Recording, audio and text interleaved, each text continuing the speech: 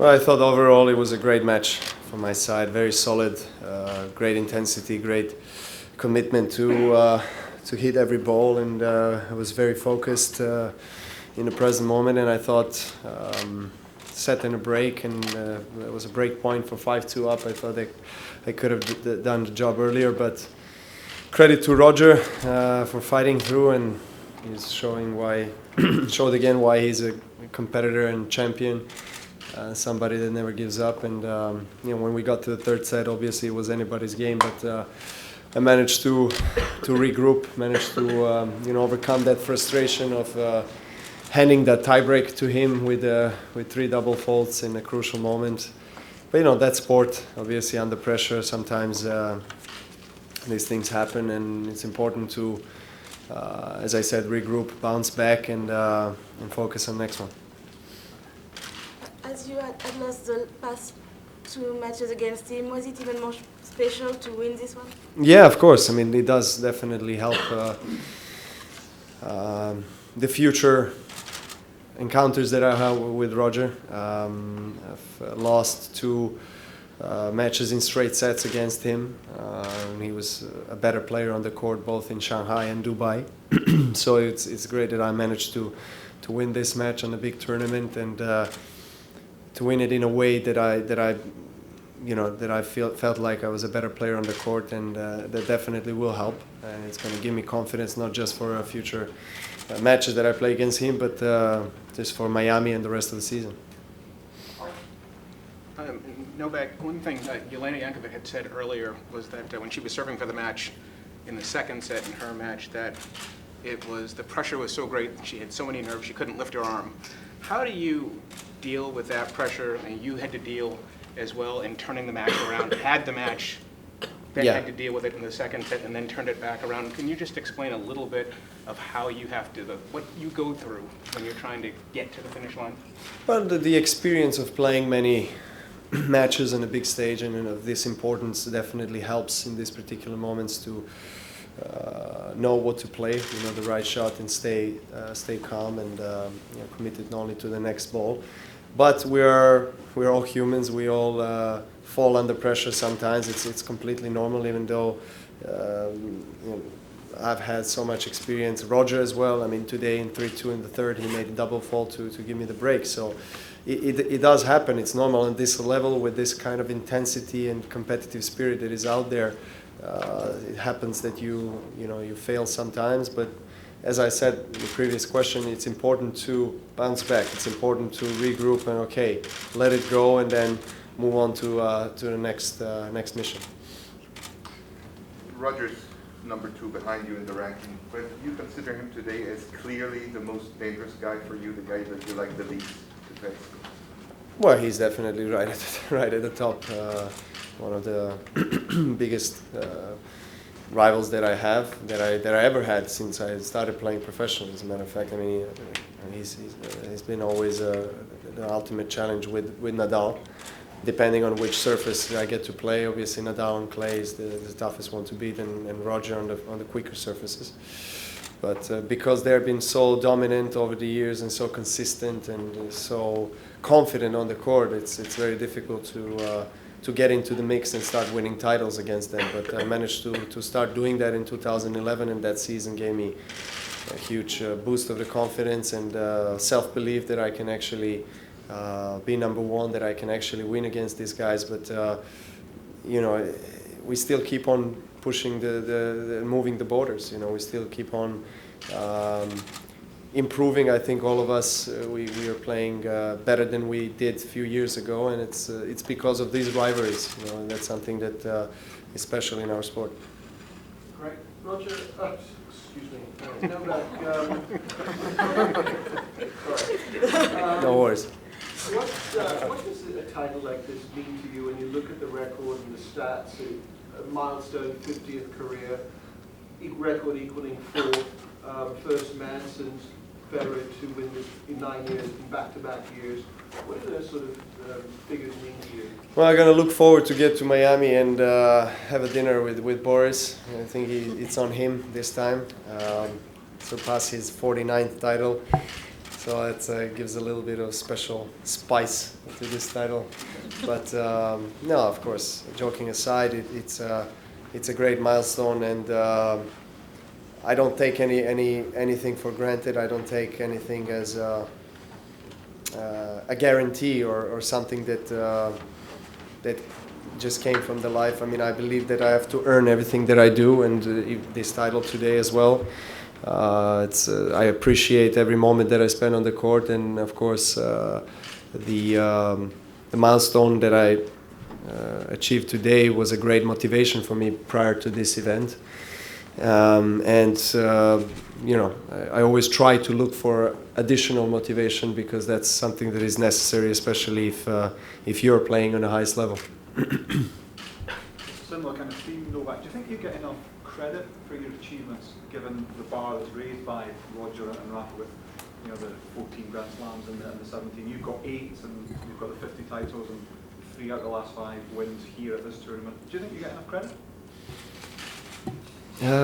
It's difficult to say. I mean, I'm really enjoying playing tennis and competing, and of course, all these achievements I'm proud of, and I feel appreciation from other people as well. Now, it's in some ways it's you know, it's difficult to compare with the achievements of 17 Grand Slam wins of Federer and 14 Grand Slam wins of Nadal, and all the titles that they have. I mean, it's not easy to get into that mix, you know, but it's a kind of a golden era of the men's tennis right now, and I'm very proud to be part of it. And I believe that a big part of my success and my achievements are actually those matches with that I've had with Rafa and Roger, and actually those two guys, you know, they made me a better player.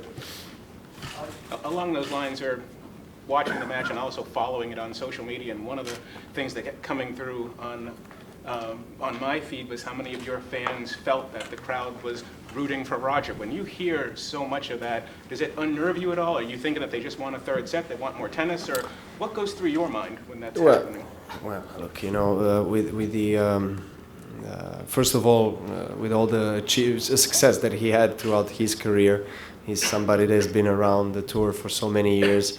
Plus, he's a great guy on and off the court, and I'm sure you know it's normal that he has support, major support anywhere he goes, especially here in the United States. So I don't get, you know, upset with that, even though in the moments of the battle, you know, you sometimes when you're looking for the support of the crowd, it's maybe I did feel I had my support, but you know, majority was on his side, and it's something is normal. I don't really get upset for that. I expect that. It's I have to earn my I would say majority of the support here or any other tournament with you know, with the time spent on this level, with the titles, and with my responsibility as somebody that is on the top of the men's game, you know, on and off the court, and have to carry myself in the right way, and then hopefully, you know, one day the people will get to recognize that even more and more. But it's, don't get me wrong, it's not like I'm saying that nobody cheers for me. It's completely wrong to think that way. I actually think that I have lots of supporters, and I do appreciate that very much. But when I play Roger, is you know, something that you expect that he has more support because of who he is.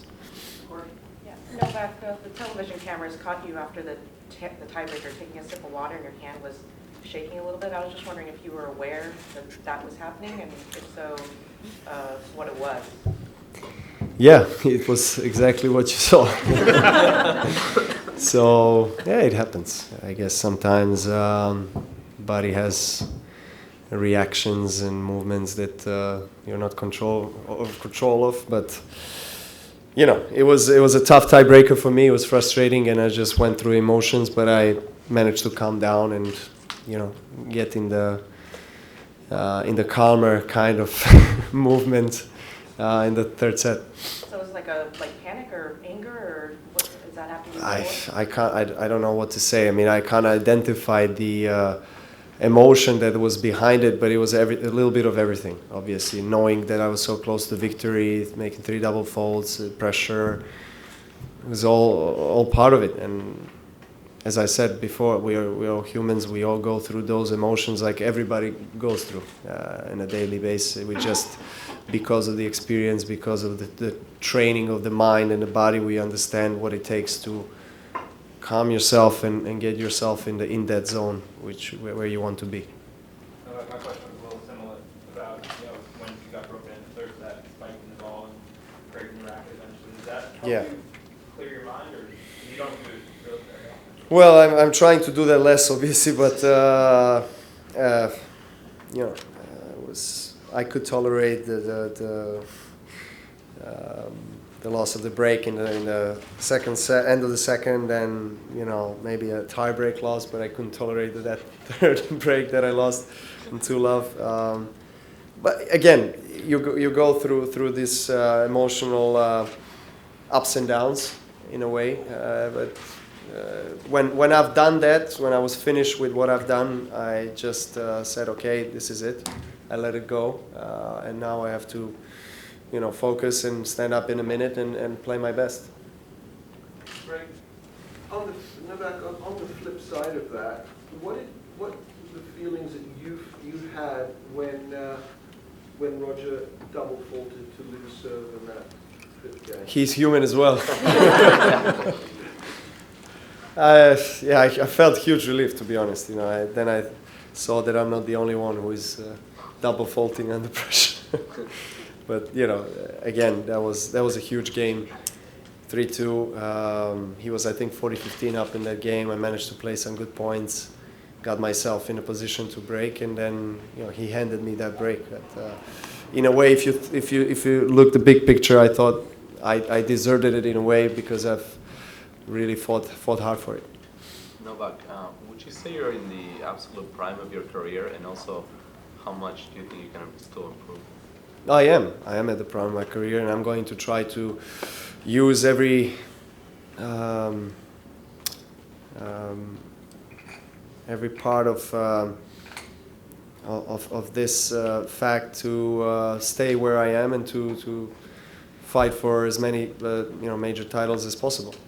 I know that my career, as any other career, cannot go forever, and I cannot stay on the top for so many years. But I'm going to try to have longevity in my career through everyday, let's say, routines that I respect with my team, with preparations, recoveries, and of course, consistently keep on motivating myself, finding that inspiration to play the sport on a high level. And because I don't play only for myself, I play for my family, friends, my country, people around the world that support me. So it's always in the back of my mind. It's something that I basically attract from that a lot of inspiration to play and work hard. I know that all this success that I make are not they're not the result of one tournament or a couple of weeks of work. They're the result of many years, put into this hours of practice and commitment. So that's the only way I can stay here. That's the only way I can have many more years on this level. Yeah, one last question. You mentioned, the emotional roller coaster you go through. With a match like this, is it more tougher mentally or tougher? Well, I think it's a little bit of both. You go through lots of emotions. You go through lots of challenges that you need to overcome physically and mentally. But mentioned before the match, this is kind of occasion that you work for.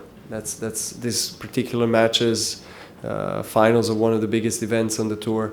That's something that is kind of in the back of my mind as an image that inspires you to work every day. Wake up in the morning and run, jog, practice, put in hours on the court, because you want to put yourself in a position to do this, to fight for the titles against one of your biggest rivals. So I don't think that these challenges that I go through and the pressure that I feel are actually harming me, or actually something that I find difficult, that I find that is a burden. on my back. I find it's a privilege because I earned it. I earned this position to be in.